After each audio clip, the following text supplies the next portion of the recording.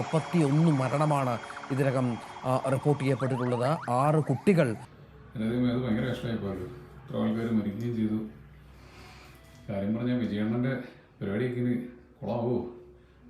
ഇത് മിക്കവാറും ആൾക്കാരൊക്കെ ബോധം കെട്ട് വീഴുന്നു എന്നൊക്കെയാണ് പറയുന്നത് കേട്ടോ. അതിനകത്ത് അപ്പോൾ അവിടെ നിന്നവർക്ക് ബോധം കെട്ട് വീഴണമെന്നുണ്ടെങ്കിൽ ആരെങ്കിലും എന്തെങ്കിലുമൊക്കെ പണി കൊടുത്തിട്ട് ഉണ്ടാവോ? ഈ എതിർ പാർട്ടികൾ ആരെങ്കിലുമൊക്കെ അവിടെ എന്തെങ്കിലും ഈ പറഞ്ഞതുപോലെ മാരകമായ വല്ല വാതകങ്ങളൊക്കെ വിട്ടിട്ടുണ്ടാവാമല്ലോ അല്ലേ?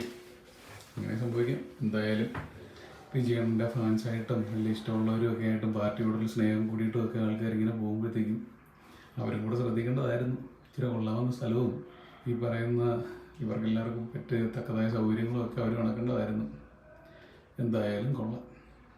ഇപ്പോൾ കണ്ടുകൊണ്ടിരുന്നപ്പോഴത്തേക്കും ഇനി നല്ല പാർട്ടിയായിട്ട് കയറി വരുന്നതൊക്കെ ഇങ്ങനെ കുറച്ചൊക്കെ കേട്ടപ്പോഴത്തേക്കും നമുക്കൊരു സന്തോഷമൊക്കെ ഉണ്ടായിരുന്നു. എന്തായാലും കൊള്ളാം.